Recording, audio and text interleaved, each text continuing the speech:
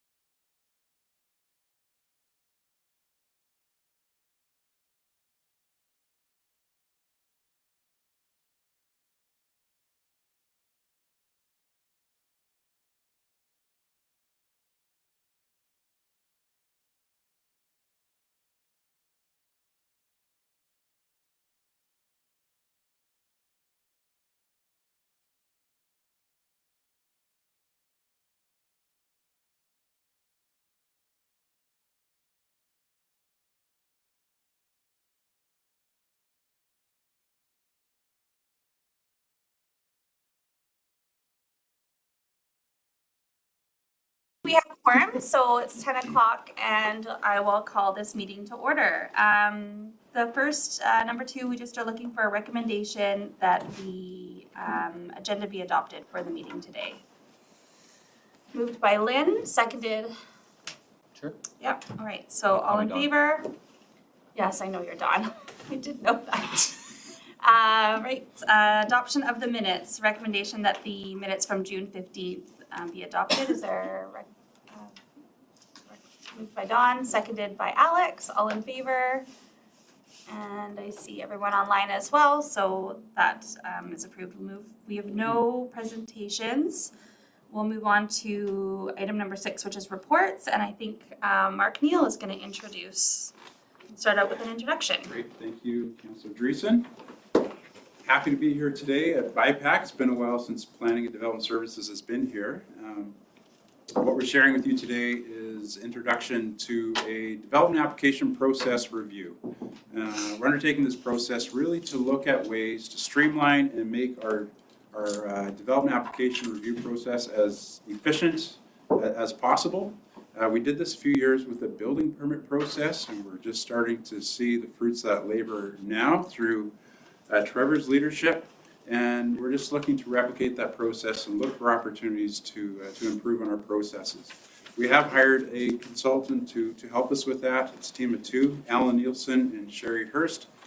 Sherry's with us today to present. Alan chose Paris over BIPAC. I'm not sure why, but he's traveling abroad.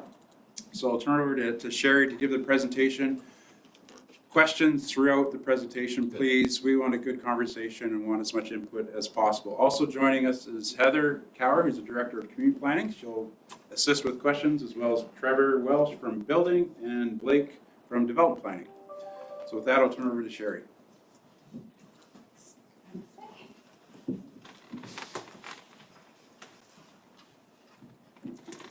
Thank you, Mark, and thank you, committee. Thanks for having me here today. As Mark mentioned, my name is Sherry Hurst. I'm a planner and a local government consultant with Left Side Partners, and working together with my absent colleague, Alan Nielsen of Nielsen Strategies.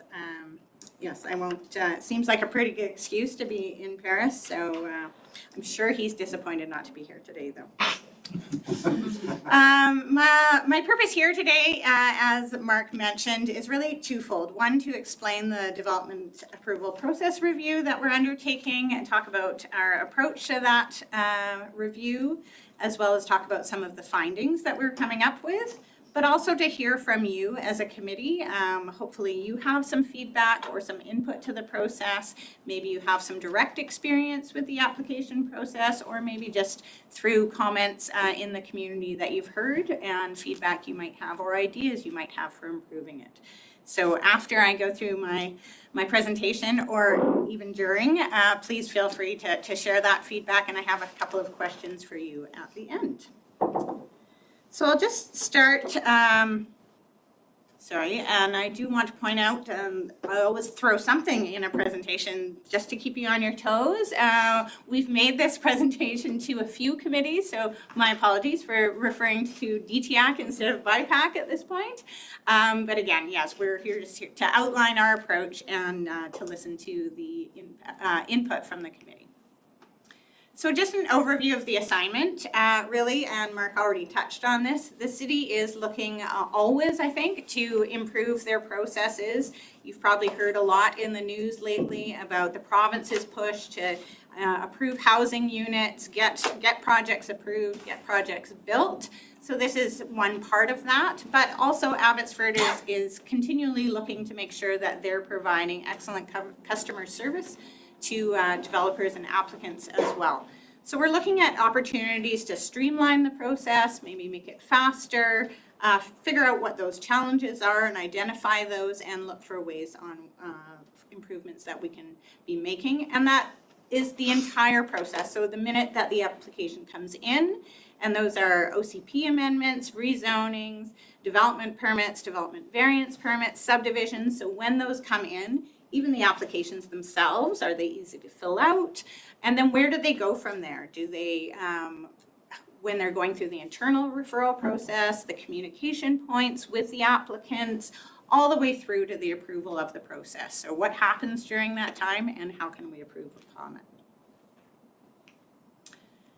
So in our process, we're looking at sort of a six-stage process. We began a while ago and introducing the idea to staff and talking to staff, looking at the processes as they exist, going through a process mapping project, and then spent most of our time on these two phases, the assess and compare. So we spent a lot of time interviewing staff members, anyone who really touches those applications, all the internal referral that are made, and talking to those staff members. We also talked to applicants. We've talked to more than 20 developers, consultants, architects, anyone who's making those applications to understand what the challenges are with the process, ideas they may have for improving the process. And we did the same with staff. And then also looking outside and looking at other municipalities, how they do it, processes that they might have that we might be able to learn from, and properties that might be transferable to the city of Abbotsford. So that's where the bulk of our time has been spent. And from that, we've learned, we've seen a number of themes, we've made a number of observations, and we're crafting recommendations, and I'll touch on those in a few minutes. Working on that draft report, we're kind of in that stage right now, and also at the share stage where we're meeting with, we've met with DTAC, the UDI Liaison Committee, and again, just making sure that we're capturing as much feedback as we can.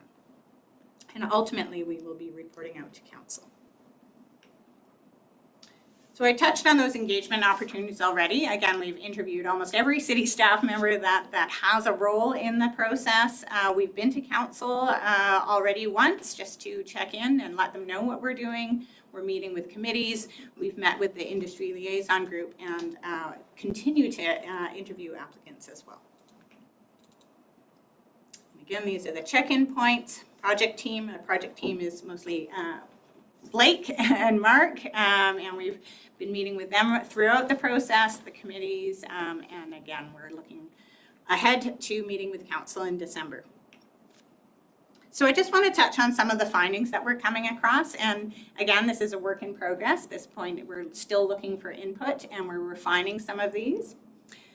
So Bill 26, some of you may know, 2 years ago, the province introduced Bill 26, and they have a few extra authorities that they allowed in there. And one of those is to allow the delegation of developments variance permits. So those are permits that would normally be approved by council. But in Bill 26, they allowed for minor variances to be approved by staff through delegation. So that's one of the things that we will be looking at recommending. Bill 26 also clarified authority regarding public hearings and talked about making those optional if projects complied and were consistent with the OCP, then council would have the ability to not have public hearings on those. And we've been doing these types of projects in other municipalities. We often make this recommendation. if you've been paying attention in the news, in November, the province has introduced new legislation, actually a number of pieces of legislation. It's not passed yet, but one of the bills that they've just introduced this month would actually prohibit the holding of public hearings if a project is consistent with the OCP. So we're not going to get credit probably for this recommendation, but that's okay. We're okay with that. Pre-application phase. The city currently has what they call a DIM meeting, or a development inquiry meeting. These are meetings that are free. Anyone can ask for these meetings to find out more information about their property, maybe what they can do with it, what they can't do with it. So they're used both by developers who want to check out sort of a proposal that they're making and find get some staff feedback on that, but they're also used by realtors and people just looking for information on their property. So the city holds upwards of 400 of these a year. It takes up quite a bit of staff time. We're looking at carving out maybe a more structured pre-application process that's specifically meant for applicants who are serious about making their development proposal. And so we'd have a bit of a more formal process where they submit something in advance. Excuse me, Susan from the East. Oh. No, take a minute. Sorry. That's quite all right. So having a more formal process where maybe there's a submission in advance where they can provide maybe a drawing of what they're proposing. Staff has some time to review it before they have that meeting, so the meeting's quite productive, have the right staff members there, and then providing something a little more substantial afterwards. So providing some written feedback, the red flags, the main things that they want the applicant to consider that they can then take back and incorporate into their proposal. And there would be a fee associated with that helps to remove some of the people who aren't really interested in that process. But then if the applicant makes an application, then that would be credited towards their application. So this is something that's quite common in other municipalities. But we're looking to make that recommendation and hopefully sort of streamline what's currently used in the DIM process. Submission of applications, what's required when, that's really just about refining and being clear about the types of information that are required at different stages or to do with different types of applications. So there are different kinds of studies and plans, like landscape plans and arborist reports, traffic impact studies, those kind of extra studies. Making sure that we're asking for those at the right stage and not earlier in the process than we need to have them. Review streams, major versus minor. This is the idea that we're hoping to right-size the process for the scale of the application. So the idea that maybe a 6-unit townhouse doesn't go through the exact same process as a 200-300 unit high-rise buildings. So yeah, just the idea that the scale, maybe they don't go through the exact same review, maybe it's not the same level of detail, maybe it doesn't get referred to the same agencies every single time, or a 2-lot subdivision versus a 200-lot subdivision. Right now, they generally go through the same process. So having those application streams so that some of the smaller applications don't sort of clog up the system. Development Application Review Team, so that's DART, that's an internal review team. And to be honest, this is a practice that the City of Abbotsford has that quite a few other municipalities have adopted because it is considered to be a best practice to bring together all those decision makers from different departments that really have a hand in those applications. And so the city created this and it's been quite successful, it's been quite efficient, but it's starting to get to the point where everything goes through that committee and the review times and the staff that are involved, it's starting to become a part of the process that's getting bogged down. So really looking again at that, does everything need to go through that DART process? So maybe some projects don't need to go through that and so we can streamline that process and make the best use of those DART team members' time. Works and services. Again, it's similar to the submission of the applications in that we just want to make sure that the timing of requests, so this is more about the engineering works that are done. So do we need those engineering reviews and works done at rezoning stage? Do we want to wait until development permit for some of those works? Or is it really at building permit that those things are needed? So what are we requesting when? And if we're requesting it at the rezoning stage, is it something that then gets revised and redone at the DP stage and then again at the building permit stage?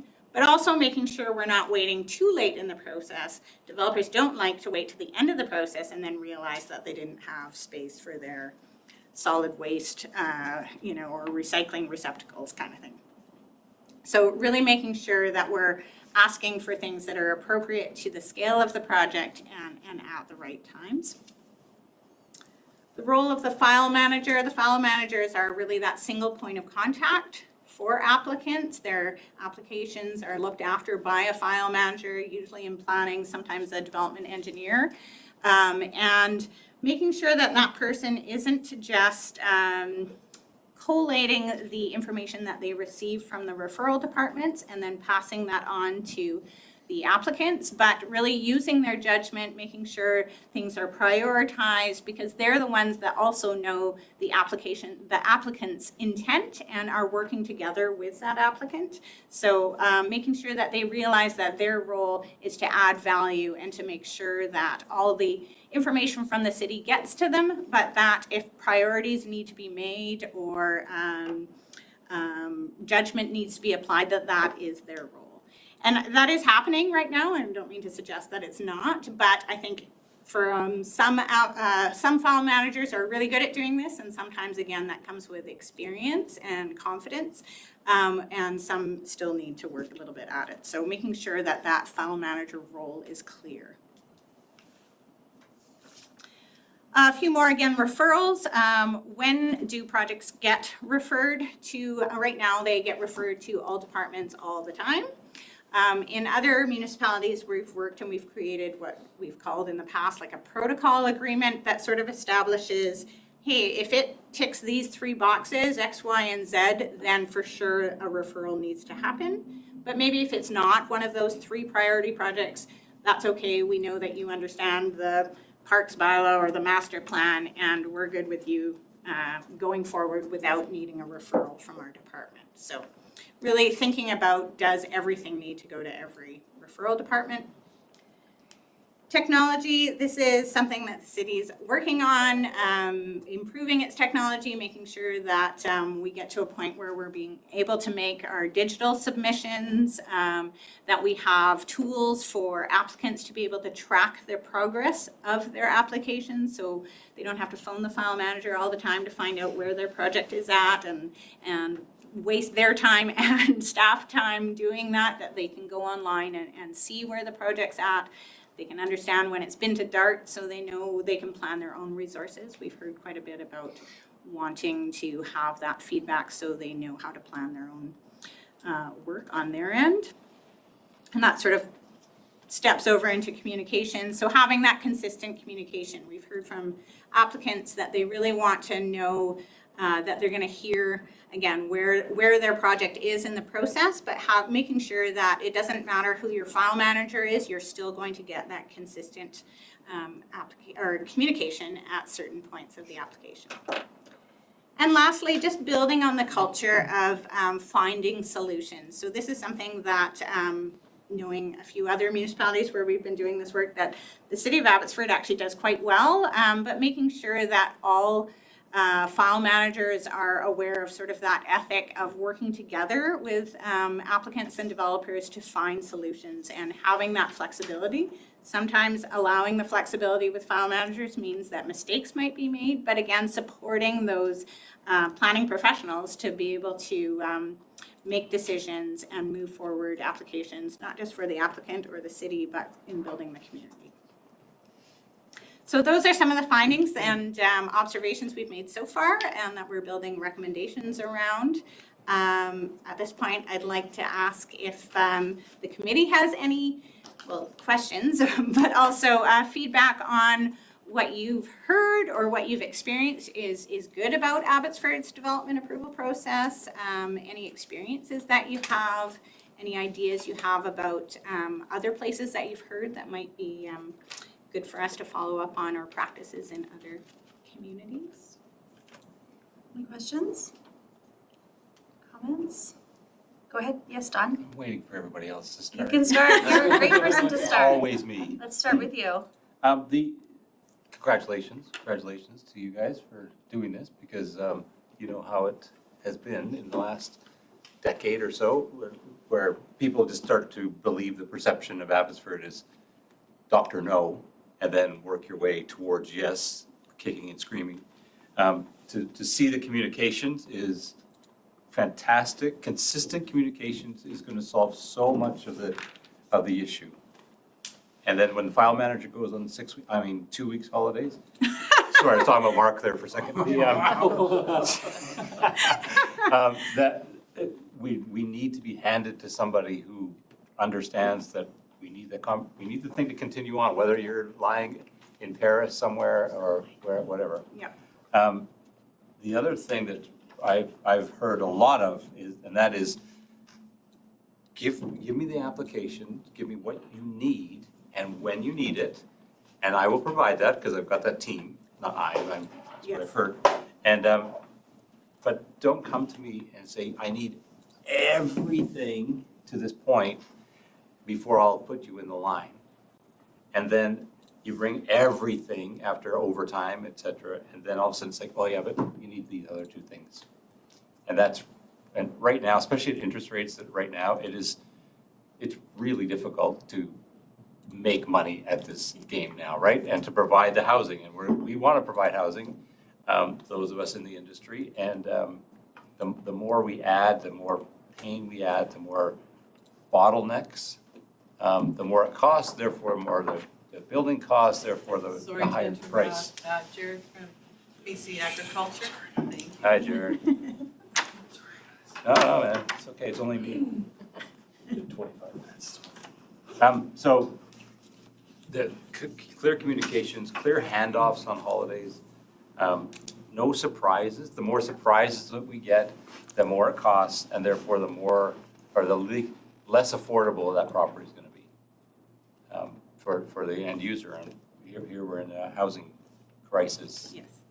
So that goes back to what she was saying about the file manager, who when you say file manager, I hear project manager. From that kind of role of, they're kind of the experts. And so when somebody comes and says, I've got this development project, then that starts that cohesive partnership about, okay, here's what you're going to need next, and start thinking about this because you're going to need that next, and not get everything together and like you were saying, and come together, but break it into smaller pieces. Yeah, we're looking ahead to the next couple of things you need, but you don't have to have everything all at once, all together. A physical flow chart that you either email or you hand, because some people are less sophisticated than others. If you give a flow chart that says, day 1, you've met with Bob, and then the next 2 weeks, I need this stuff. And then when that happens, then what we do is move it down the line, and maybe the project manager isn't the expert, but they know which expert to pull in. Well, they're expert on the flow. Yeah, right? on the flow, that's it, yeah. Yeah. And knowing that and being able to prepare that. Because these are not, most of these development projects are not one-offs, because that's expensive. Mhm. They're very much going to follow the same process or the same. That's the theory. Right. That's it, yeah. Because they're not going to have, if they had some way to do it better, faster, cheaper than anybody else, it's not going to be long before all the other developers come in and start doing it better, faster, cheaper, right? They're going to copy each other. So you're not talking about creating everything from scratch every time. That's right, and you talked about the DIMS, hearing the fact that those are available, and then getting written feedback instead of us sitting in that meeting, taking notes, it's misinterpreted. Right. And then, well, you said this, and then the guy or gal who ran it, representing the city, goes, well, I didn't. Well, that's what I heard. It's like giving written feedback, giving written flow charts and written checklists it's so much easier. It's just the communication is, and it's way better than it was, guys, than it was a few years ago already. And that's fantastic. So this is all great news. But I hope that feedback helped a little bit, but Perfect, thank you very much. you're on the right path. And I'll glob onto what he was saying about, the sort of Dr. No and then kicking screaming to yes. Something that we did often in IT projects is we pose the question to the team. In 5 years, if you could imagine yourself 5 years in the future, what would have caused this project to have failed? So in this case, it's what would make you regret saying yes? Can you anticipate that there's anything here that would make you regret saying yes? And if that's true, then you've got risks to mitigate, you've got plans to come up with. But if you really can't think of anything that would make you regret saying yes, then say yes. I mean, right? And that's just a different way of looking at it rather than, here's all, because you get kind of mired into your processes and what you need to For sure. accomplish and Yes. the tasks. This sort of frees your team up to kind of do that bigger thinking and apply their expertise. Yeah, I think that probably flows into the flexibility and the approaches piece that you were talking on, which I think is a really important piece as well. I see Jesse online has a question. Go ahead, Jesse, if you want to unmute yourself. Hey guys, can you Or hear me? comment. Yep. Okay, perfect. Yeah, a few different comments, I guess, that are a little bit all over the place with my notes, but and two different scenarios that I've personally been involved with. First question I have is, what's the average time, like as of right now, when an applicant files for, like a tenant improvement or even a condo project? What's the turnaround time on that right now? Well, there's two questions in that. One was a tenant improvement, which is a building permit, which I'll pass to Trevor. And the other one was, I think, on a development application, perhaps. And maybe I can get Blake to respond to that part. Trevor? So for a tenant improvement building permit, our current median processing time from the in date of the application to our first opportunity to either issue the permit or provide first comments is 4 weeks currently. And then on the development permit side, from application in date to first review, we're probably around 6 months. And to permit issuance, we're probably between 14 to 16 months for permit issuance. And then also with that, is it the same person that's usually handling that file, or is I guess is there different departments that goes to?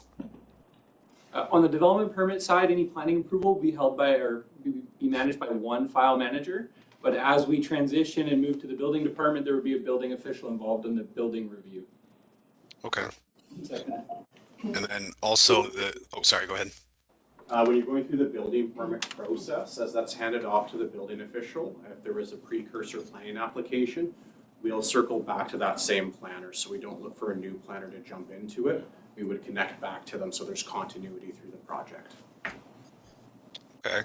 And then also on the findings section there, sorry, I'm just pulling it up, where you guys had the pre-application phase. What's usually, or like, if somebody goes through this pre-application phase, how long does it take to actually get an appointment with someone and have that conversation with someone? Yeah, excellent question. So on the DIM side of things, we do between 400 and 500 of those meetings a year. The application is submitted online and a meeting's held approximately within 1 month of that meeting request. There's 3 deliverables that come out of that meeting. So there's an environmental review that's done, an engineering review that's done, and a planning review. And each one of those subgroups would issue comments through a formal letter back to the requester.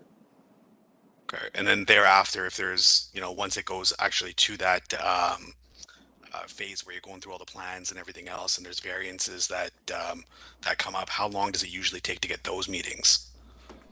I'm not sure I follow you on that particular question. After that meeting, generally an applicant will have an understanding of which applications they need to make to the city and what our position would generally be with respect to any of those variance requests.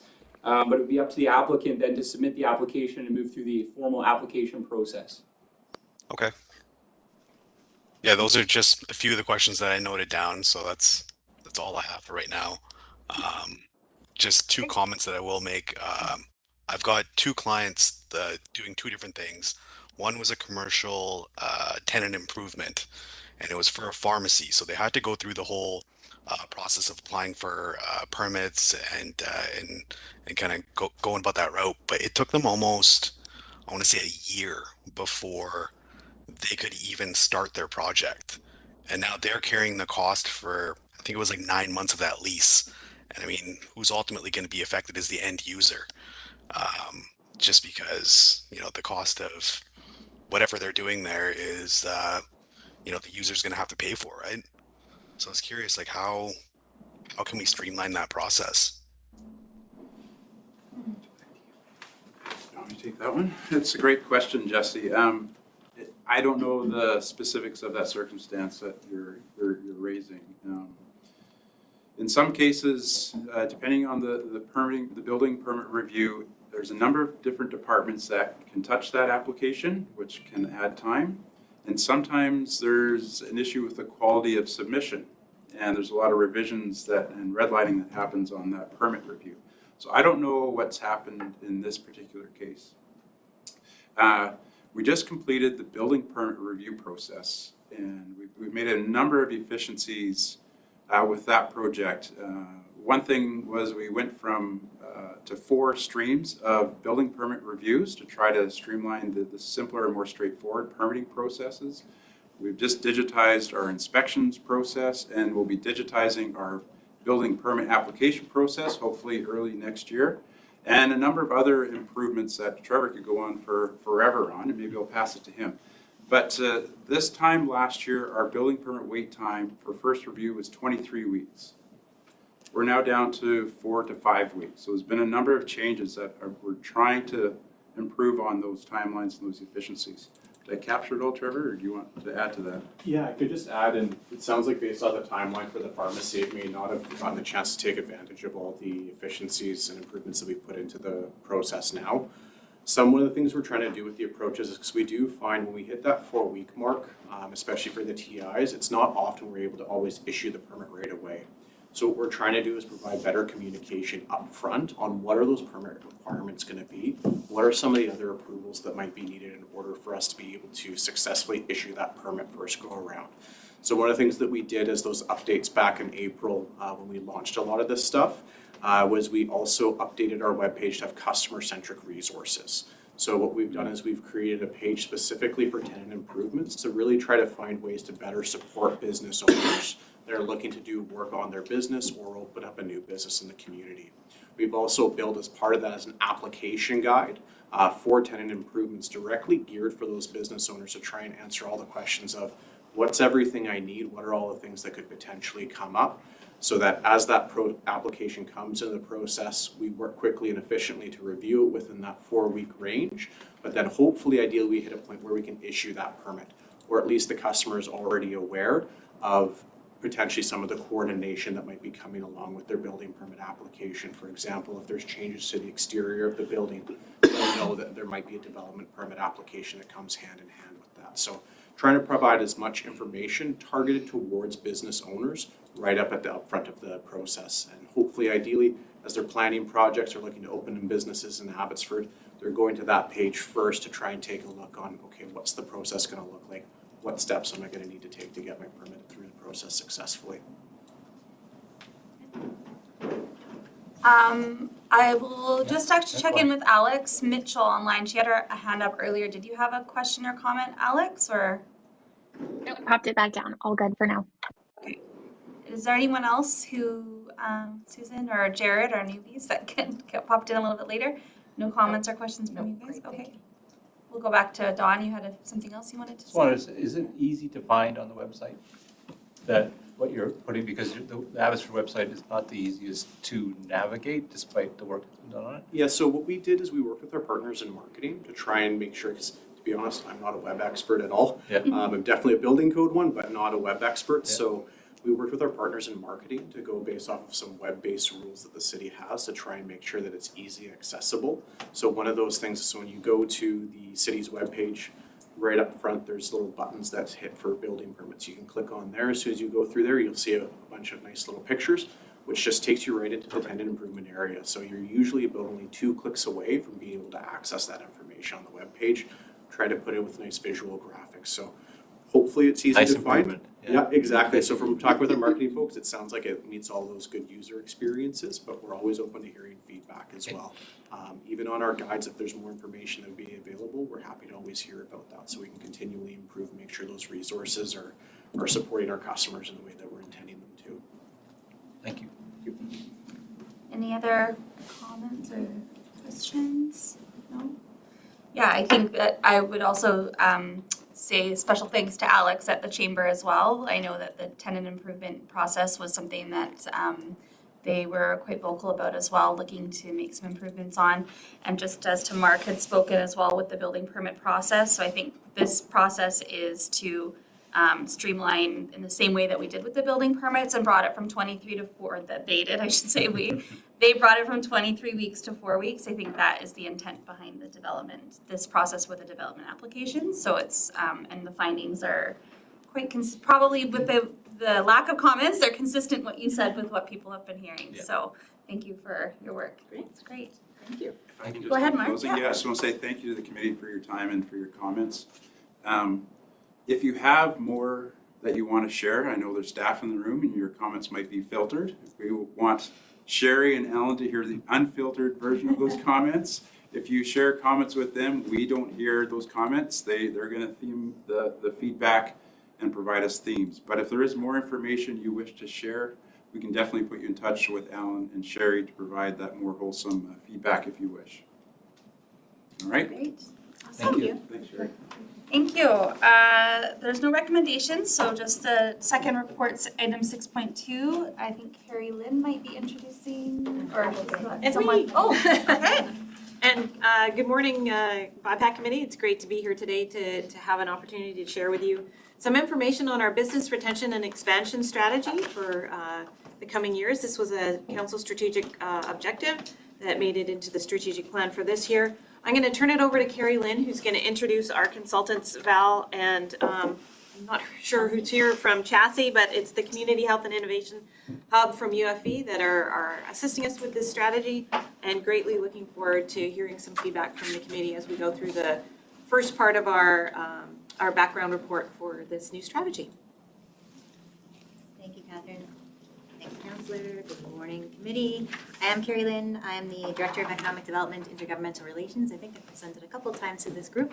Happy to be back and to be talking about the business retention expansion strategy for Abbotsford. I feel like the conversations we just had around tenant improvements, development permits is warming us up for this conversation. But I'll get you to take a step back. We're now going to look at a wider strategy for businesses in Abbotsford for retention and expansion of existing businesses. And yes, those topics will probably come up in our strategy, and they will be key points that are going to come through as part of our research. But right now, we're going to talk about a wider overarching strategy for businesses overall. So thank you for joining us in this conversation. What we want to share with you this morning is something that is still developing. It is an update for you really on the timeline and our planning for how we're going to go about this strategy. We haven't got to the point where we're going directly to businesses and asking them their thoughts. That's coming, and you're going to hear a little bit about what that's going to look like from our consultants when I introduce them. So this is just your chance to hear about the strategy itself and how we're thinking it's going to go, and to get your feedback on the process itself. So that is the purpose of our conversation today. It's also a chance for you to give us some ideas on when we are rolling this out, when we get into the different pieces of the timeline. Are there things that we've missed? Are there options that you think we should consider in that process? As we've started and we kind of built this out with our consultants to give you an update on how we're starting. So that's really our goal for today. Before we get into this slide, I just wanted to offer a bit of a context on our economic development atmosphere here in Abbotsford. So I'll throw out some descriptions or bullet points, which I think you probably also use in your own descriptions of Abbotsford when you talk about the community to visitors, to your colleagues, to people who are thinking of coming to bring their business here. We are one of the fastest growing cities in BC. We already do have a diverse, well-balanced economy, and our strengths, we often count agriculture, aerospace, advanced manufacturing, construction, professional services as things that already exist here and that are strengths already for our community. Abbotsford has branded itself as the hub of the Fraser Valley. I know this is something we all like to say, and it's true. We have a central location. We've got the major transportation networks, regional entertainment, sporting and cultural venues, and also we're home to the, I think I'm still online, the Abbotsford International Airport, the Regional Hospital, Cancer Treatment Center, and of course the main campus of the University of the Fraser Valley. So all of these things already exist here, and when we think about a strategy, we want to start with the basis of what have we got here and what is that, where does that conversation start? Our previous strategy, and the reason we're talking about an update, is this document here, which you'll probably recognize if you've been involved for a while, is the Community Resilience and Recovery Strategy. And this is something that came together during COVID as a document or a guideline for supporting existing businesses here and helping them to get through the pandemic. So that's what existed before, and that's where we're starting from when we talk about an update. When council came in, they identified that an updated business retention expansion strategy would be part of the new strategic plan, and that is that's where we're headed when we say the strategy. That's the update to this document. The objective of the strategy, and I'll just draw your attention to the fact that this is for existing businesses. So economic development can be a lot of things, right? It can be attraction, it can be tourism, it can be advocacy to look at local issues and pop them up to the province and say, hey, we need more attention on this.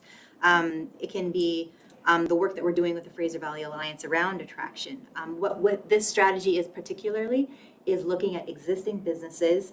How are they doing? What challenges are they experiencing? And what do we need to do to keep them here in Abbotsford? So that is the focus of this. And when we come to a work plan for the economic development team, all those other things will still be there. But this is something that's going to really shine a light on what do existing businesses need and what does the team need to do in order to support that. So in September, the city engaged Val Gafka as our BRE consultant. She's sitting right over there, and she's going to come up in a couple of minutes to talk about her work to date, as well as UFC's Community Health and Social Innovation, the Chassis Hub, and Chelsea is a representative of that. She's with us today. She'll be talking to help us to develop the strategy and to provide some support on the primary and secondary research. So reaching out into very bright minds to help us to do the work that we're going to need to do in order to build both the engagement piece of this, but also the final strategy itself. The next couple slides are about timeline and key partners, and then I'll turn it over to you, Val. So similar to how all strategies work here at the city, we start with the very popular process of doing some research, moving into engagement and validation, and then towards a strategy. So up here you can see the calendar that we've attached to that. The document review and research that we're going to be talking a little bit about today is that background research. We also have started some preliminary meetings, and I'll talk about that in a minute, with some key partners in the community to, again, help us to put a framework around what questions we should be asking. We've got a council workshop. I believe it's tentatively planned for November 27th. I'll clarify that with our clerks team, but just to let you know that that's coming up, and that's council's chance to get in on the front end and help us to prepare how we want to go about this and who we should be talking to, what questions we should be asking. And then we get into, okay, we're starting to hear some things. What are some of these options that are on the table that we should be looking at with businesses?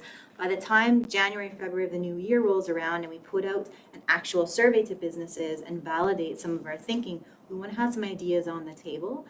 So that would be starting in the new year, where we're having that official engagement phase of, hey, here's a strategy, here's some new ideas that could be part of our strategy. Tell us, are these the right things to be talking about? Are the things that we're missing? And what's your initial thoughts on that? Towards March and April, we're getting into final strategy and also implementation, which is a very exciting phase for our team as we think about what is next and how we're going to turn all these ideas into action. I'm sorry, that text is so small. In our preliminary meetings and the stakeholders the groups that I talked about, we have something different this time around that we didn't have before, and that's the economic development table. And I know I brought it to this group where it's a network of economic development organizations here in Abbotsford who come together here at City Hall right now on a monthly basis to talk about what's going on in the community on economic development, identify gaps, and then which often spins into a working group to address that gap. So that's an existing mechanism, and what you're seeing here are names of actors within that group. who we wanted to meet with in the early phase to say, hey, we're going through a strategy process. What questions do we think we should be asking? So Val's going to talk to you a little bit about what that process looks like, but you can see some of the names there. We've met with most folks, and there's a couple of meetings that are still outstanding. So we're just right in that phase right now. That's on the outside. Again, some really tiny text, but see, these are some of the departments and sort of internal groups that we're talking to. We can see some key parts of the economic development team, the special events team. We've got bylaws in there, senior leadership team, community planning department, development planning, all of our friends who were just here for the previous presentation, building permits and licensing. And these are, again, a chance for us to talk about, we want to ask this, is there something else we should be asking about? And also to get a little bit of a temperature check on, we think we're going to talk about this, is there anything we should know from your point of view, or build that into a question for the community? I think then I'll pass it over to you, Val. Sure. To give us an update on where things are at and some of the things that are coming across these early conversations and research that you're doing. Thank you. Good morning, everybody. Thank you for the opportunity to be here today. As Carrie Lynn mentioned, my name is Val Gafka. I come to the city of Abbotsford from the township of Langley, so a neighbor to you. I worked with the township for almost 19 years, retired at the end of June, and spent the last 8 years leading economic investment and development for Langley. So my work here is to support the BRNE strategy update.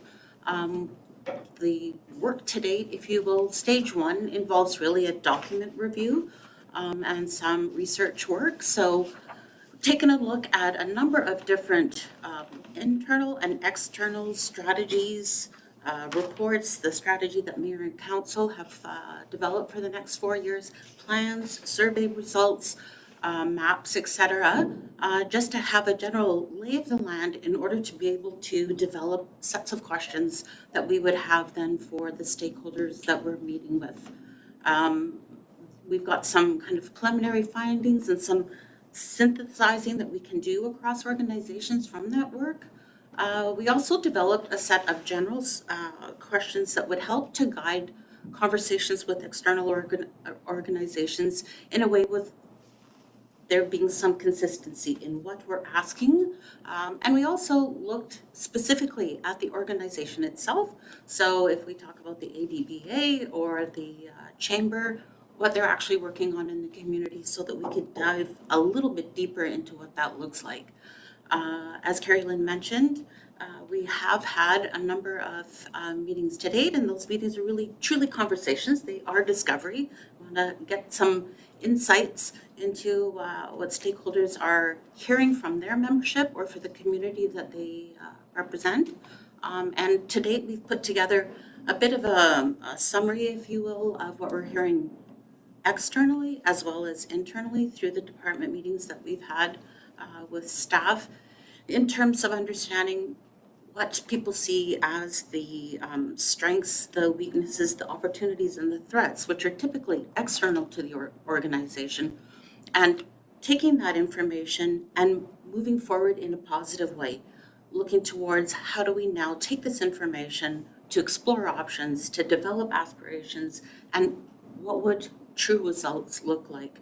So those conversations are coming to a conclusion, and we will be presenting some information to council at the future workshop in terms of kind of what have we learned so far and where is room for potential next steps. So can I ask a question? I'm a little confused about the scope or the scope of the strategy. Is this about the interactions of the businesses with the city of Abbotsford, or is this about the interaction of the community with the businesses that are going to keep them here, or is it both?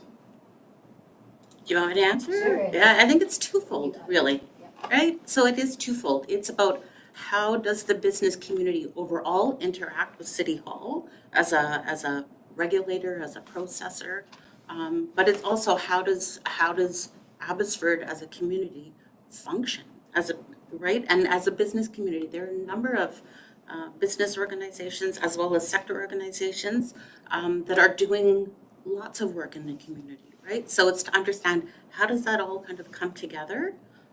So it's twofold.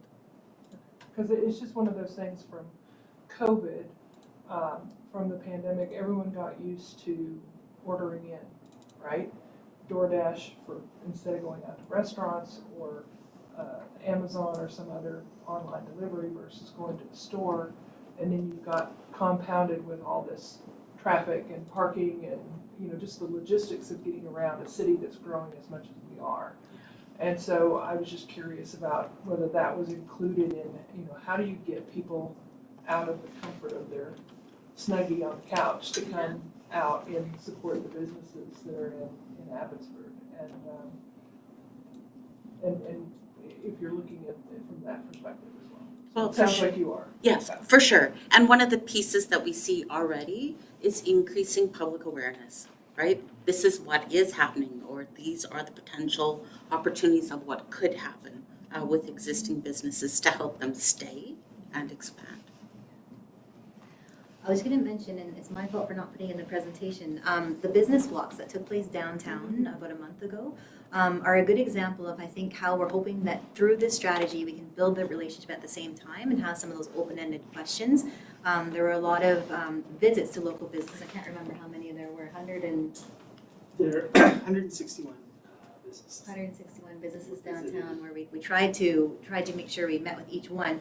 And then the results from that are going to also be included in the strategy. And there were some questions that were, you know, already framed in that discussion, but also it was, here's a chance to sit down together, have a follow-up meeting if you like, and if there's something else we don't have on our radar, to weave that into there as well. And I think that relationship piece is really important, so that there's a chance for folks to ask us things that, or to know that they can pick up the phone and call us if there is something that comes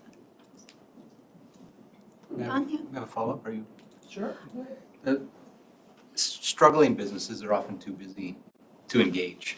And so my big question was, how do we find them and get them to engage? Because it's generally the same 61 businesses that are very vocal. How do we get to the ones that are less vocal because they're just got their head down doing it? Do we have strategies for that to be able to reach them and help them have a voice in this? I thank you for the question. I'm actually going to kick it to Chelsea at the Chassis Hub next to talk about how we're going about that engagement process, or at least the primary research process. But I value your question, and I think that's something that we want to weave into our planning too. That it isn't a community that is readily available to come to a meeting and give us their time. Exactly. They've got things that they're doing, and there's going to have to be more than one way to engage. Do we want to do questions after the presentation, or should we hold them? Are you guys okay We've actually with got, questions? and this is something that might be a surprise because we threw some slides in there. We've only got 1, 2, 3 more slides. Okay. So then we can do questions at the end if you want, and then maybe we'll answer some. Maybe we'll let, yeah, there's a few questions, but maybe we'll let you finish the presentation first. Sure. I mean, that's my piece. Just in case some of the questions are answered. Yeah, I'm happy to go ahead then, yeah. Oh, okay, go ahead. Perfect, thanks. So my name's Chelsea Clausen, and I'm the lead researcher at the Community Health and Social Innovation Hub at the University of the Fraser Valley. We were created out of COVID, actually, and out of the need for a more responsive relationship between the community and the university. So we've had the pleasure of working with the city of Abbotsford for multiple different projects, including looking at the social impacts of the flood. And I think that speaks to your question about reaching out and engaging with folks who already burdened. That was one project where we had to be really mindful. People were sick of filling out paperwork during the flood. So how did we reach those individuals? And I'll speak a little bit more to that. With this particular project. We've also worked with the city on some special events surveys, as well as working with the city on a gang prevention strategy. So that's a little bit about us. So everything that we do is really driven by the community. The other thing that we include in every part of our research is students. So because we're a university, we really want to make sure that students get that experience. So even a student designed this slide. We work with graphic design students. We have students from philosophy, sociology, a multitude of backgrounds. So that's just a little bit on Chassis, just so you know a little bit more about what we do and who we are. So with respect to what research we're going to be actually conducting, as Val has where's Val? Oh, there you are. As Val has kindly mentioned, we'll be doing, background document reviews, which would be kind of encompassing some of that secondary research. And we've been sitting in on many of the external meetings that Val's been conducting and learning so much. Oh, sorry. Learning so much from those different stakeholders. And from those stakeholder interviews and feedback that we've heard, that's going to inform our survey. So there's nothing worse for me as a researcher than a really poorly constructed survey, and nothing more wasteful of people's time. And it actually takes quite a bit of energy and really direction to design a good survey, because you don't want to contribute to that survey fatigue. So we've heard so many different interviews. We're doing this desktop review, and we're really going to hone and ask very specific questions to the Abbotsford context that are going to get at those key things we've heard from community members. The other thing that we get to do when we speak to those different community groups is hear some of those concerns from people that don't have the time. So as I alluded to in our flood research, talking to key individuals and service providers who were supporting people impacted by the flood, we got a synthesis of hundreds of different experiences from those key stakeholders. So that's a similar thing we're hearing as I've mentioned with Val's work. And so we'll be collecting this data, we'll be doing an analysis of that survey data really quickly, and the business walks was really helpful in informing kind of the downtown business climate, but we know that that's not the only business climate in Abbotsford. So we're going to be mindful to make sure that we're trying to really engage with all the different business communities. So after we synthesize the survey data, we're going to be speaking again with some more community members. And like I said, those really specific folks, focus groups, interviews, to see if our themes and our direction is really on point. And then we will be preparing and submitting a summary report of all our findings. So that will include the background document review, the survey, some of the findings from our conversations with Val and community members, as well as some of those focus group interviews that we'll be conducting.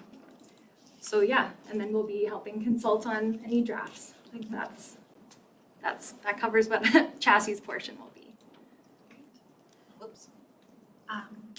Val, did you have anything else to add? I feel like we might have cut you short. No. You're good? No. Okay. So does that answer your question, Dawn, that you had?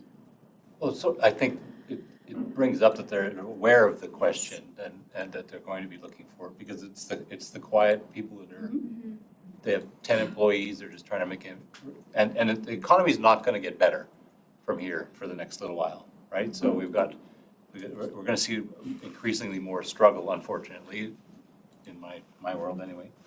And I'd just like to make sure that they get their voices heard, and how do we interact with them, and frankly, how do they interact with, can they supply city with something? Can they supply the airport with, like, is there a product that's existing here that's being manufactured here that's only being sold outside that we're, as the city hall, et cetera, are buying? It's those kind of interactions. I think they were going to be, if we can find those connections, that's going to be really, really helpful. Very helpful. Yeah, instead of, surveys are great, but that survey fatigue is real. And getting people to respond to something that comes in their inbox or mail that's not, it's just going to be junk mail. But like I was thinking like a reverse coffee break. If you bring coffee and Timbits or something to some of the local businesses and say, hey, or business neighborhoods and say, hey, we're going to meet with you on this day. Come bring these problems. Come tell us, what you want to talk about. You might get a bit more engagement. Because whereas someone doesn't want to fill out a survey, they're happy to, tell you what they're thinking right off the top of their head. But the coffee and donuts is going to kind of lure them in, right? You gotta set the rabbit snare to get them in the hoop. But you can even do that in small community groups where it's not just one business at a time. But hey, we're gonna set up on the sidewalk and talk to you folks. Of course, this time of year you never know what you're gonna get, but just an idea. Yeah, I think that's such a good point, particularly with, I know the economic development team's goal is also networking and relationship building. So research can really act in that way, and that's how Chassis really tries to emphasize it. But I totally hear you, like, people are craving that personal connection, but time is also so valuable. So it's trying to make sure we're both triangulating our research, covering all our bases, but also giving people options to speak out to us. So I know Jared has a question he's been waiting, and Susan, but perhaps Carrie Lynn before, could you explain the business walks? Because I don't know if everybody here is aware of them.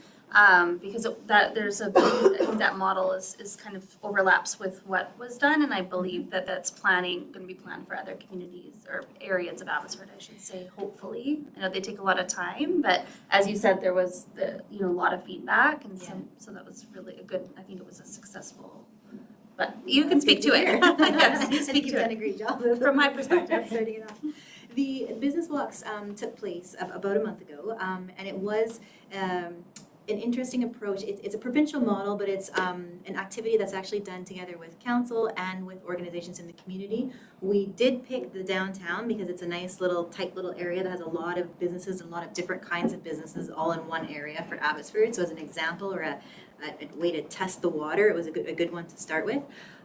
So that means that in groups of between 2 and sometimes 4 or 5, people were paired together between city staff, ADBA.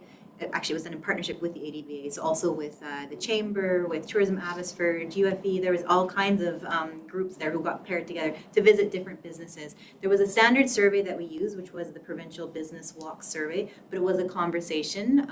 Surveys were submitted. We had a good number, or actually a good representation, but it was about that conversation about what people were wanting to talk to us about, and then did they want a follow-up visit to have even more conversation. So that was the activity that took place there. The idea is to expand that into other areas and sectors. It probably won't look the same because you can't walk around and hit 5 or so businesses in 3 hours, but that's the idea, is to look at businesses who have something in common, go and have some conversations with them, and then roll it back. And I think that would be how we're hoping to go about this next strategy too. Yeah, and I from experience again appreciated going to the business and listening, and us coming to them instead of just asking, like you said, an email or a mail. And I think that was more effective, and I look forward to hearing the feedback from it. But thanks, Jared, you've been waiting, so go ahead. You had a question or comment. Yeah, my comment is that it's really ambitious and good on you guys to try to encompass all the needs of the various businesses in Abbotsford in one strategy, because like you said, we're very diverse. So there's small business, agriculture, there's the larger businesses, and we all have different needs, so good on that. And then my question is like, would there ever be just, because something that's really made my life easier to have it is going into the world of account management, where it's like there's someone at every company I can call when I have a problem. And it's like, hey, can you help me with this? And it's like, I get that not a lot of our businesses, like for instance with agriculture, we probably don't always want to call City Hall because it's like, we'd rather just be left, leave us alone and let us farm. And then that's kind of the approach, right? So no one really wants to reach out, but for some of them, just having that what's the intermediary that you can just phone, right? Yeah, liaison, because sometimes you don't want to be that phone number because it's never always the happiest of phone calls. You got to have, but I don't know, that's something I would look at or just consider, because it's like if there's someone you can reach out to and actually work through it, because these roundtables are great, but I can't bring forward every single issue that agriculture has. I can bring a viewpoint from it. That's so, I don't know, that's at least where. Thank you. I think I find that comment really valuable in the sense that I think what we have in our team already is a similar function that we often call it a liaison function, but it doesn't have a program or packages attached to it, in the sense that I don't have a CRM or a tool to track some of those questions, so that if you're asking me 6 times about ALR specific, this question here, it's not rolled up in a way that I can say, hey, here's something we need to actually, and I think that would be interesting to weave in as part of this discussion, so that we have something that functions, but is it doing its job to serve the need of something that goes from ad hoc, we can answer your question, but if we're answering it 6 times, then something else needs to change. Yeah, thank you. Susan, go ahead. Thank you. So I just wanted to acknowledge that there is survey fatigue, and there's probably also consultation fatigue. So I really appreciate the relational approach and how important it is to meet community where community is, and making that effort and building those relationships. And I know Chassis is very good at that, but so is the city. So thank you for that. Question around knowledge engagement or knowledge mobilization, and how this work might be evaluated and the impact of it shared, and going beyond the city, going beyond the immediate, what can we share and how can other jurisdictions learn through this? The knowledge that would be gained as part of the strategy development, the questions that we're asking. And the research. Yeah.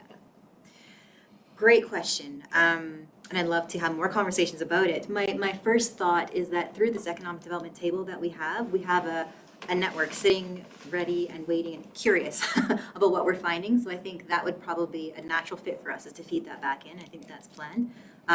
But we also, I think one of the some of the other pieces that are part of Council's strategic plan are also whether it's an advocacy piece or whether it's a regional partnerships piece. I think there's other pieces that we should be asking those questions as part of this, as to where that can go. Love to talk more about that. Yeah, go ahead, Alex. Yeah, so from the perspective of the ADBA, I think something that comes up in conversation a reasonable amount is the fact that, and this is a very downtown-centric viewpoint, obviously, because of who I represent, but that the downtown of Abbotsford was very much a model, and the reinvigoration of the historic downtown was done really well, and then we really fell behind, and then the historic downtown of Chilliwack has passed, I think, from my personal perspective of being there, going there. I lived in Chilliwack for a year before coming back to Abbotsford, and so I guess I see and I hear and we discuss at the ADBA the very intentional relationship between the city and the development of that area, services provided to that area to make that development feasible, safe, security, a multitude of different issues that are very much done with the city. And I wonder to what degree that, or other models or other cities, like what are we basing, I see in the downtown the opportunity to now take the next step with the introduction of a lot of housing into the downtown, which is in the process of being developed right now. It will become a more walkable area, be more traffic to those businesses. And I just don't want to see a lack of purpose in taking advantage of that opportunity. Thank you. I just maybe acknowledge that comment and say thanks. And I think that's going to be part of our strengths, weaknesses, opportunities, threats conversations, to say what is this here and what do we want to grow on. It's great to have you here to represent ADBA. So I think we've had that role has been missing the last couple of meetings, so it's really nice to have you. Anyone online with any comments or questions? I guess my question would just be in the timeline. Would this committee expect a report? Like when would we be getting a report back as to the findings? Would that be planned for spring as well? So everyone knows that they can't miss the next meeting or a couple meetings from now. Yeah, so let's make sure you come. Yeah. That's great. I think it would be great to, that would be According to Lynn, they have to be Timbits. Yeah. Right? You need a bigger budget. Yeah, I know. Yeah, that's 450 is a lot, yeah. I'll bring the bits. Following our usual sort of flow, the exploring options phase is often where we have something that's like, here's what we think we're going to be asking. That would probably be the next point where something is coming together. In January, we really want to go out to the business community. So it could be that it comes before to BIPAC, or given scheduling and Christmas, it could be that in January, February that it would be tabled next. Great. But I don't want to wait until we've got a final strategy in No. place if this group is interested in continuing. Good. Excellent.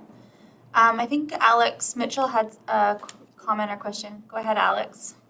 I did just have a comment, not a question, so I'll keep it brief, but it was just a positive comment in that, I think this is, from our perspective and the chamber perspective, we really commend the city for making this investment and doing this work around business retention and expansion. So really, really critical, and just wanted to express some positivity on that, on this work that's ongoing. And we're really excited to see what comes out of it in terms of those action items and them being really tangible and impactful for our local community. But just a positive comment saying thanks for doing this work. Excellent, great. I'm excited for the next meeting too. So the next stage will be more interesting, but awesome. And I think you are also presenting item 6.3. Yeah, okay, all right, I Oh. can introduce it. Does it matter? Or Catherine. The next presentation is also coming to you from the Economic Development Department. We're now zeroing in on one aspect or one portfolio of the department, which is corporate sponsorship. Bruce is going to introduce it, and then he will put it over to Sharon Nickel, our corporate sponsorship contractor, who will give you the details and all the great stories from the program. Good morning. I'm Bruce Livingstone, Economic Development Manager for the City of Abbotsford. For those of you who have not met me, this is the first time I've spoken to BIPAC. Very excited that we are talking about corporate sponsorship. It's a bit of a spoiler alert here, but it's a good news story.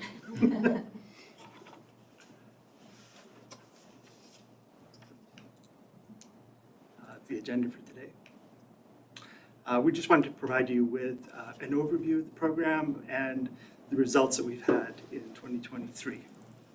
A little bit of the context. So this program was approved by council. The implementation was approved in 2017. In 2019, it was transferred over to the Economic Development Department to develop the program. Temporary funding was provided until the end of 2024. And under this, under the umbrella of the Economic Development Department, we've really been building this. We started with Canada Day, but it's built out to encompass another bunch of programs, particularly in parks, recreation, and culture. Oops, sorry, I keep going backwards. Just a couple of other notes here where I'm going to steal a bit of Ms. Nichols' thunder. They said it's a great news story. This is a program that really allows the city to enhance existing programs that we offer to the community. It's another avenue for us to work with the business community, not as a regulator, but as a partner. It helps the business community to connect with the community in a much more meaningful and impactful way. It's not another unsolicited email. It's not another junk mail. It's something that's much more meaningful. And finally, and I think most importantly, for the community, our residents benefit from all these additional resources, non-taxpayer resources that come and enhance the events for families, children, newcomers to Canada, and seniors. So with that, I will turn it over to Sharon.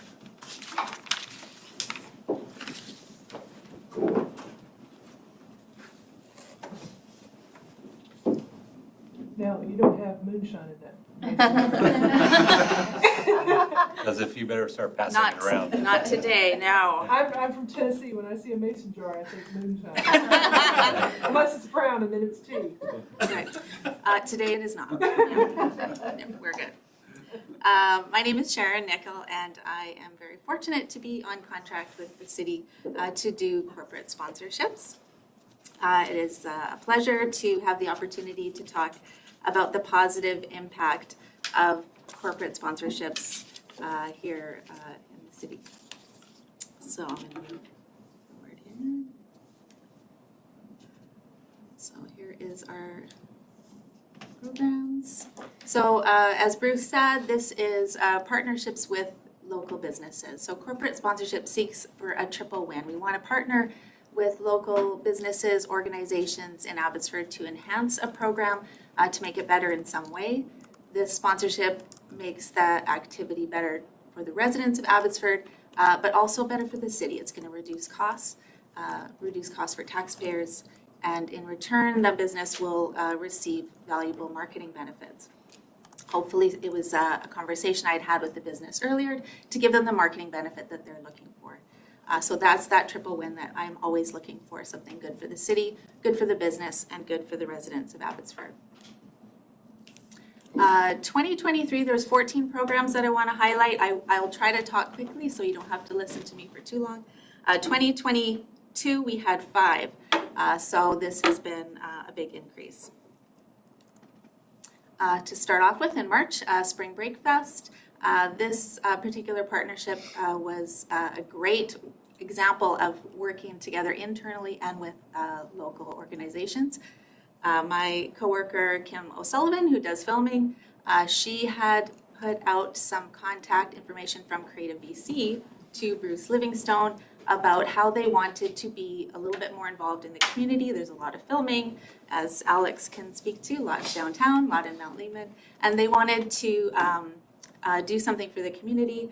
So this is where Bruce forwarded it to me, and together we worked on a movie night. So a partnership with Creative BC's community section, which is called the Motion Picture Community Initiative. They sponsored a movie night during spring break, and it was just a really natural fit. Seven Oaks, who also has had some filming, provided some fun prizes. And Kim and Jen from Creative BC made a fun trivia contest. So it was a really, really great event, and a cheap way during a time where everything is expensive to go have a movie night with your family and some free popcorn. April, we do the City Studio Hubbub. We do this twice a year working with UFE. And this year was the second time we had a sponsor. So that was new from December of 2022. This program had never received a sponsor before. So Scotiabank came on board to sponsor People's Choice Award. And yeah, they loved it so much, so they came back to do it again. And it was really great to see them on stage, getting recognition, and also working with all the students and staff that came to vote on their favorite project. May, Volunteer Appreciation Day. This is one of my favorites. We had a unique story in that first on-site restoration who did work for the city after the fire that we had. This had been a year later, and they were happy to partner with us to come on board at a time where their work was finishing and kind of celebrate that as well. So we collaborated with PRC. They brought Go Play Outside and MEI School's career programs. Their students need volunteer hours, so they came and did face painting. And Culture brought an artist in residence. So it was just over 300, about 325 volunteers and families came out to City Hall and just had a great time of listening to Cliff Prang. Brought some comedy inside. We had snacks and activities, and it was a really fun event. Some of our local community that came out to support Pizza, which is right down the road, and we had Chalo Freshco and Royal India brought samosas, and First On Site also sponsored a food truck, which is a first. So that was really exciting. The food truck made it feel like a real event, a way of really just not recognizing just city volunteers, but volunteers from across Abbotsford for various organizations. May to September, we had our Go Play Outside program.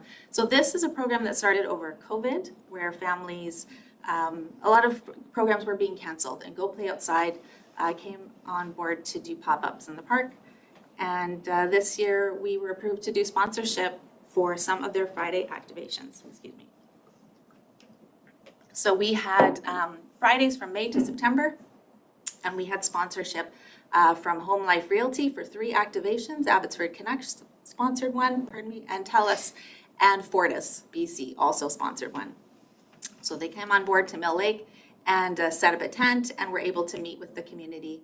And at the same time, the program provided some really cool activities that they wouldn't have been able to do otherwise. So we had a great drumming class. We had these huge pop-up hamster balls you could go inside. So just some fun things that they had not been able to do previously. We also had a food truck from Greater Vancouver Food Truck Festival organized for us. And you can see the Canucks had a huge setup. They brought inflatables. So just really bringing something to the community at no cost. And was a great event. I love that program. June, we are working on our seniors programming by working together with Sue Fetterspiel on Aging Together. This is a week of like a seniors week that happens annually, and we had sponsorship for this program. So this Aging Together is meant to provide resources to seniors in the community. And this year they were focusing on cyber awareness and focusing on wellness, had some great speakers, and you can see we had some McDonald's coffee and some Cobb scones that were provided. Abbotsford Air Show and Tourism Abbotsford provided door prizes just to really make this event even better. So a really valuable social fair that was free, a free registered event to anyone in the community. June through September, the City of Abbotsford puts out a youth summer pass. So this is a way for youth 2 to 17 to have a place to go in the summer. Use our facilities. It's a $20 pass and it gets them in anywhere. Centennial Pool to ARC, MRC. This year, the City and Family Foundation wanted to sponsor this program. And they didn't ask for a lot back in marketing benefits, but they were a very valuable sponsor. They were generous enough to provide $30,000 towards this program. So as youth went up to receive their pass, the first 1,500 kids got a free pass, which was a great win for the city. June to September is, we have lots of kids' day camps. This year, Miller Pearson sponsored some of our neighborhood kids camps, and Starbucks and MEI also came on board to sponsor some towards the end. What Miller Pearson was able to do was support these 2 neighborhood day camps that don't have any field trips like the other camps do. They're less expensive. They have application for subsidy for the kids' families. So these camps typically just also have less activity. So they brought in some activities. So they brought in some sponsors to show them how to do some fun sports and to do some face painting and a few other things that they couldn't have done otherwise.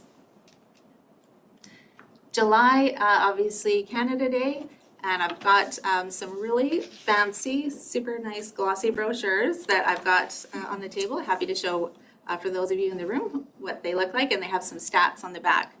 Which I really wanted to add, so that's great. I think that's important for businesses. They love stats.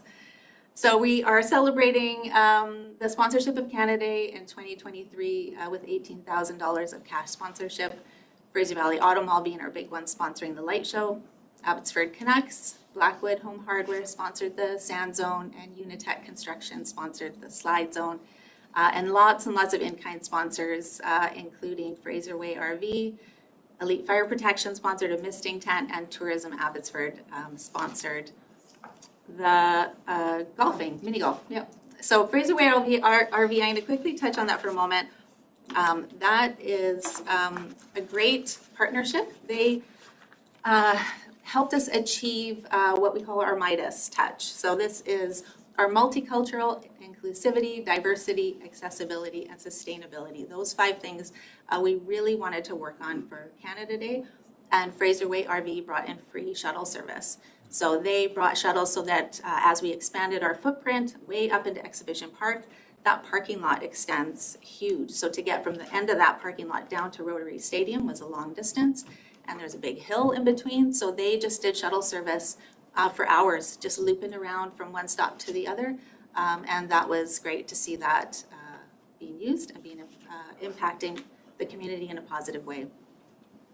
In-kind services brought an impact of $50,500 in a number of ways, and we can have a question time at the end. I'm happy to speak to some of those. Total attendees were from the parade to the festival over 65,000 this year, so that's up about 15,000 to 10 to 15,000 from last year.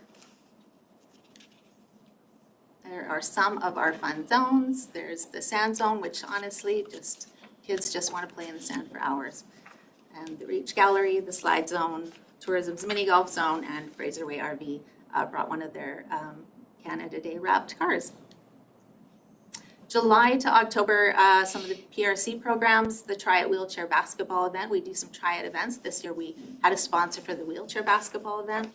Halloween Howl, and a Toonie Swim at Centennial Pool. Now that was a new one, so I'm going to speak to some of those here.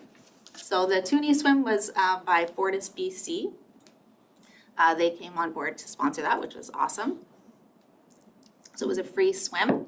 And we also had our Halloween Howl had a sponsor with Otter Co-op, which is a great partner to have. I really value that business, and I'm sending them thank you cards and working with them on future sponsorships. They brought in a lot of treats and a lot of cookies that the kids could decorate, all at no cost to the city. The wheelchair basketball program had the Vancouver Bandits sponsor some prizes, and we also worked with Via Sport, who connected me with Pacific Sport Fraser Valley, who I connected to our PRC programming, and they are now in works together to work on other triad sports just for girls, and so they're working on that with our PRC team. So just some cool connections that come just from reaching out and asking, are you interested in partnering? And how can I offer some marketing for you in return? This is coming up next week. So November is when we do our Involve event. This is a PRC event, another free registered event for the community. And this year we have sponsors that are giving up their time to come on board as speakers, and also sponsors providing food in kind. So some of our big sponsors are Koala Technology. Derek Froese is doing that, who I met at a chamber event. So thank you, Alex Mitchell, for organizing some of these chamber events. It was a great contact. And so he's providing his time. Slap Communications, Summer Dillon is doing a part of our panel discussion. So this is just a great way of the Abbotsford community coming together and providing services for this event. I should preface what this event is. This is to support leaders in nonprofit groups in Abbotsford. So it could be in a variety of ways. They try to offer an education piece. So there's always that. There's always refreshments. But I think the big piece for those coming to this event is networking with other nonprofit leaders, just to see what are you doing, how did you find this work, and working together themselves on various things. So that's coming up this week. And it's, again, yeah, it's free. We're dividing it into 2 days, which is something new. So we're going to do an evening and a day, because not everyone has time to give up a whole day. So we're going to try that and see how that goes, and yeah, see if we do that again next year. It's going to be great. There's some of our logos from some of our speakers.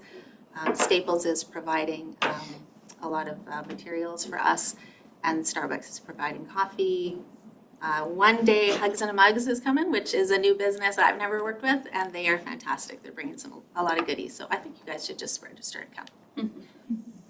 December is, I'm wrapping up here, this is our winter Fest, and then we also have the winter edition of the City Studio Hubbub. So this year, All Roads is sponsoring a movie night. Like, just that movie, that sponsorship gets us that huge screen, which people love. It just makes it so much more of an event. And we have UFE working with us again at the Hubbub, and Starbucks is going to be doing coffee again, which is fantastic. So now we are ready for 2024 and building more meaningful partnerships with the Abbotsford business community to support Abbotsford residents. I have some future sponsorships coming up for 2024 that I'm pleased to be working on already. Just to give you a taste, one of them is starting in Winterfest, and it is called The Story, Honoring and Creating the Traditional Métis Drum. So this is with some support from Ravens Brewing to do some snacks at the end. This is a program that supports culture strategy for Indigenous engagement, so that's something new that we haven't touched on before. And our other sponsorships really tried to speak to the pillars of the culture strategy and also the city strategy to bring inclusivity and community engagement and be fiscally responsible. I'm open to some questions if anyone has anything. Questions or comments? Go ahead, Susan. Amazing. Thank you so much for sharing all this. I identified a few opportunities and perhaps where some of our research centers can actually engage or perhaps help activate. So our Center for Education Research on Aging, for instance, might be a good fit, but we're also getting ready for our 50th anniversary year. So I'm just going to do a shameless plug that perhaps there's some opportunities for further engagement.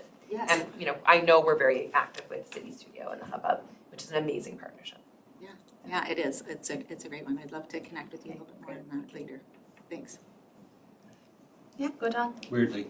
How many sponsors have committed again for next year? Like, how many have gone, that was so good, we want to do it next year? Like, is there So far, it doesn't have to be specific, but. no, that's fine. I think so far we only have 2. No, we have 3. So it varies, like Canada Day, as that's early, but as that shapes up, then I generally, I have found that a lot of banks want to know in November. Some of our other businesses say, please don't call me until January, so respectfully, I will not talk to you until January. So it kind of comes together more like by February, where we'll know about that one. But yeah, as far as other businesses, I have 3 so far that want to do work again. Want to repeat again? Yeah. Because the follow-up then was, where do local, it'd be interesting to see what local is defined as, but where do the local businesses find about these sponsor opportunities? Like where, because I know lots of businesses that would love to participate that I can send, hey, why don't you check this out? You know, it's there's nowhere for them to find it. It's more proactive from your side. It is mostly proactive from my side. It is on the city website.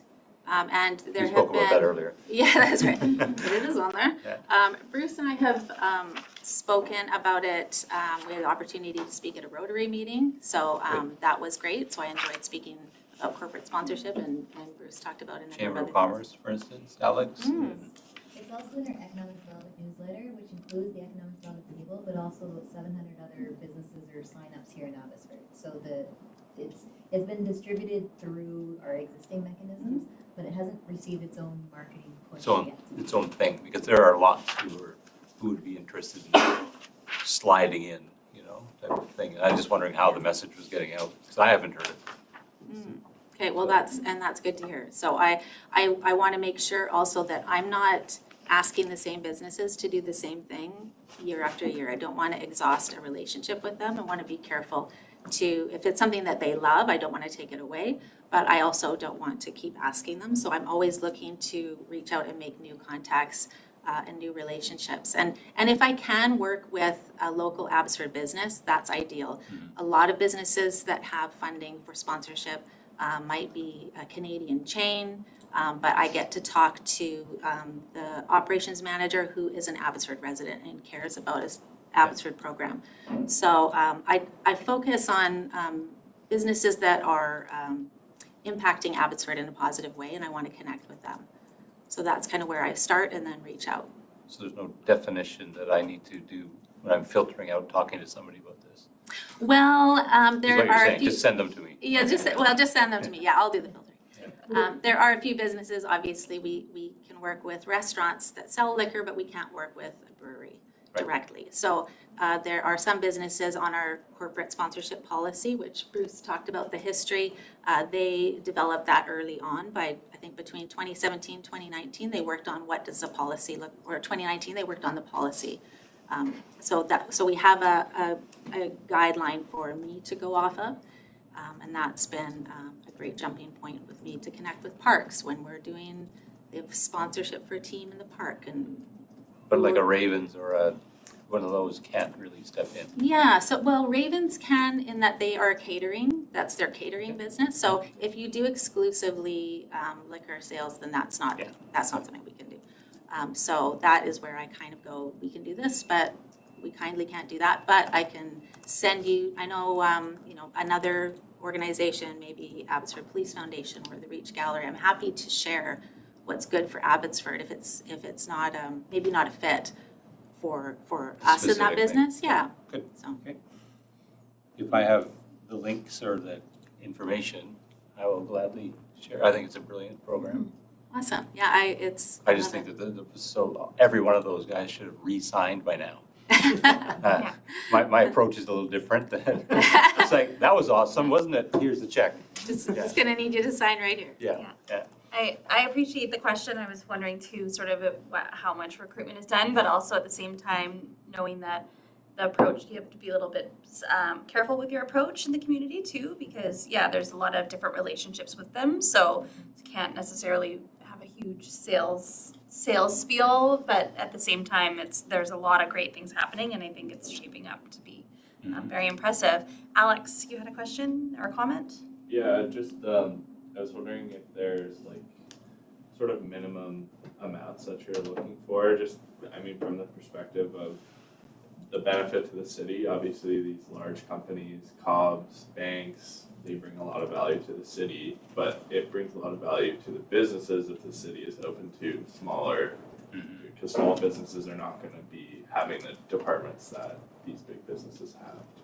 Yeah, totally. So I want to be able to, I worked really hard to get the value of what that business is bringing. So I try to keep track and see those organizations that are bringing $500 worth and another organization is bringing $150. Those are both valued additions to our event, to our activity, but I might ask that the $500 sponsor get a social media mention or maybe a larger size font on the recognition poster. So I do try to track and I want to bring appropriate value to appropriate responses or sponsors. So I have learned that if you've given us like a $25 gift card, that's thank you so much. And if it's $50, we can do this. So I don't want to clutter a board with, that's not bringing value to those other sponsors. So I want to make sure that you get the value and recognition you're looking for when you provide something, and then I thank that sponsor appropriately and follow up with them. That's a really long answer maybe to your question, but I do want to value everybody that has supported the event, and there's no minimum, there's no maximum. Especially no maximum. Especially no maximum. Yeah, no, Yeah. sorry.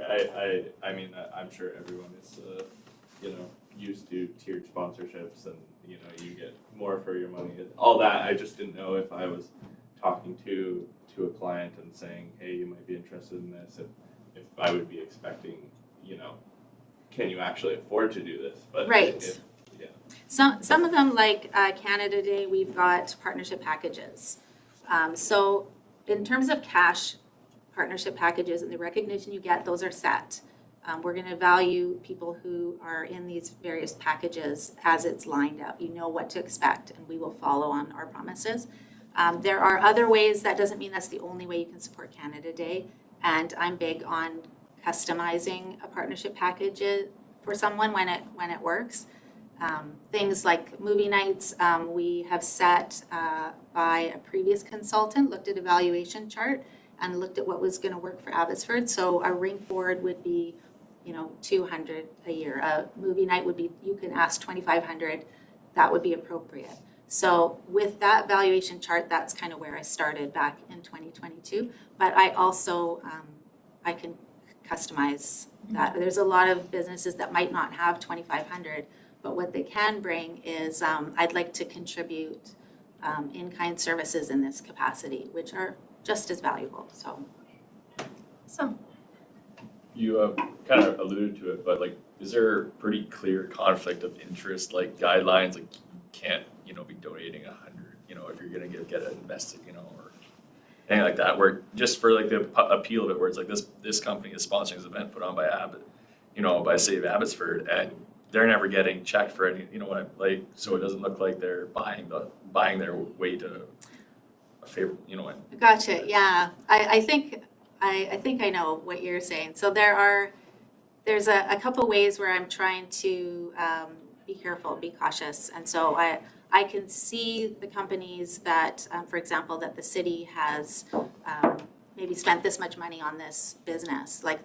We're doing a lot of business with them, so I want to be careful not to be like, well, obviously they chose them. They're doing that huge development. But at the same time, sometimes it's those businesses and developers that have money to spend.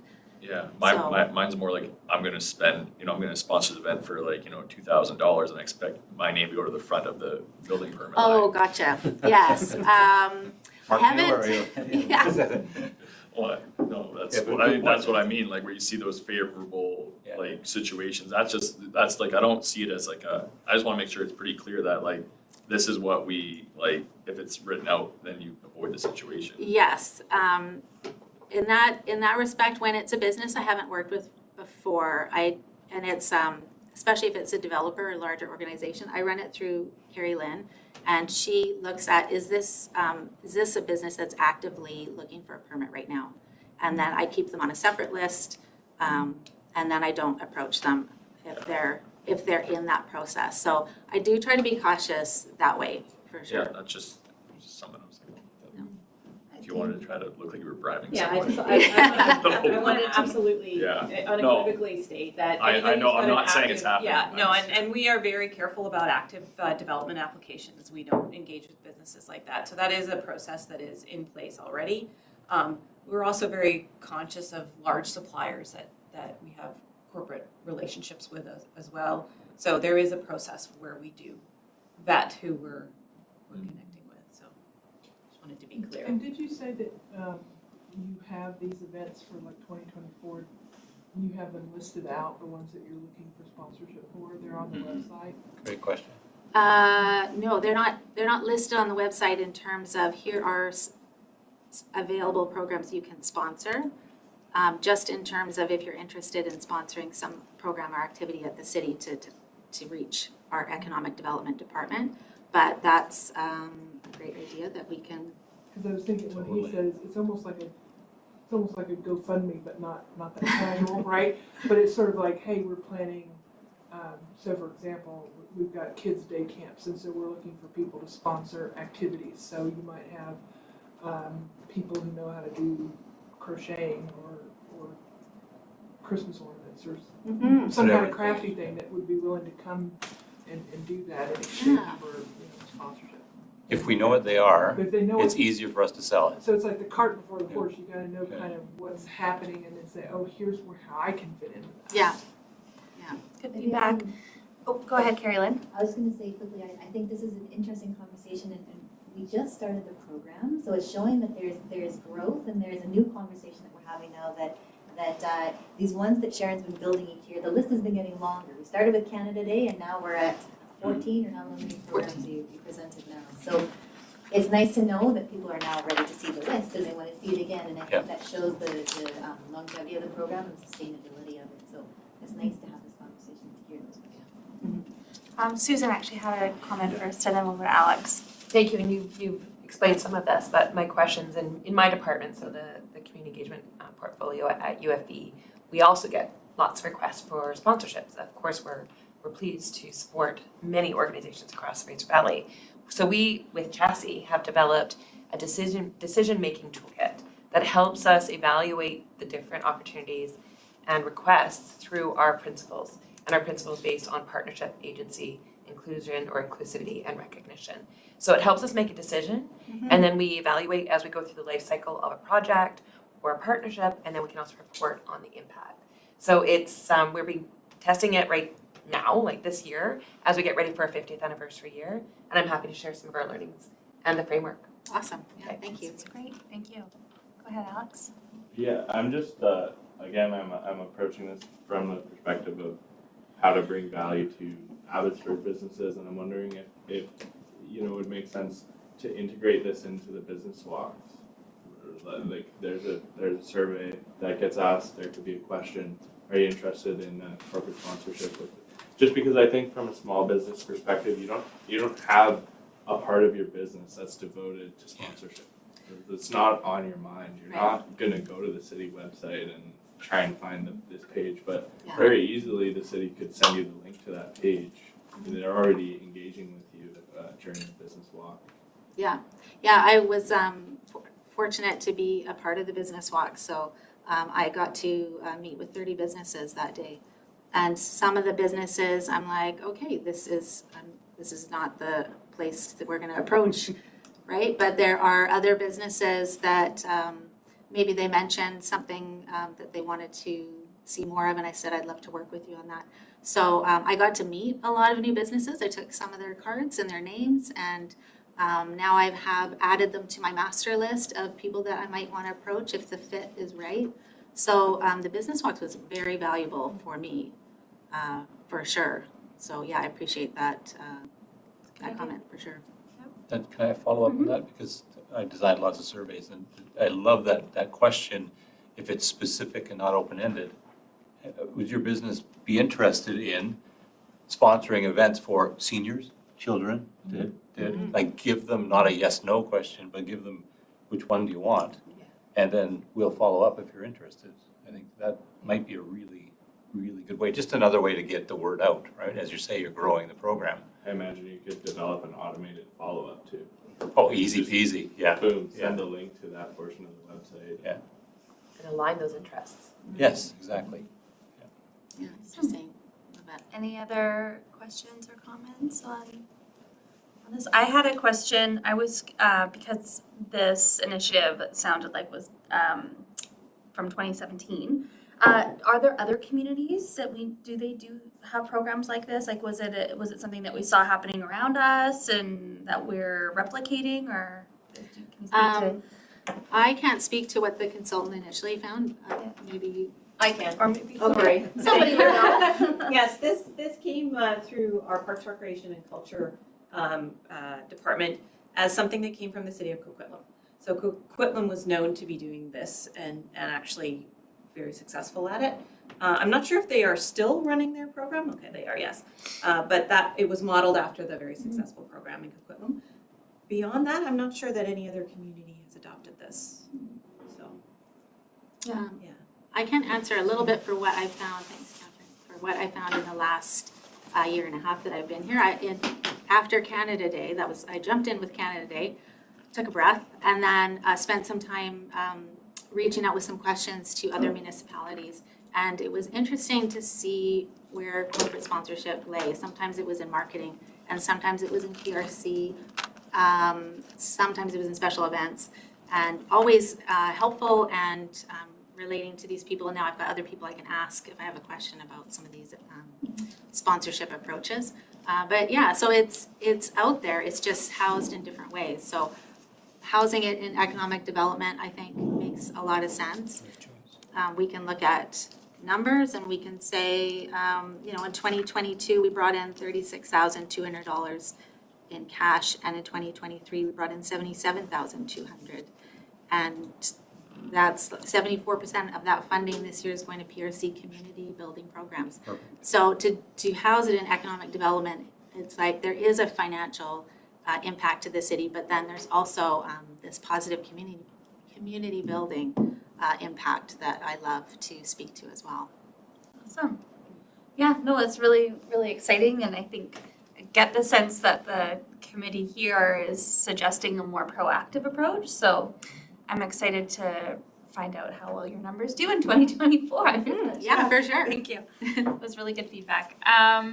Great. So that's the last report. There is no new business unless someone had something.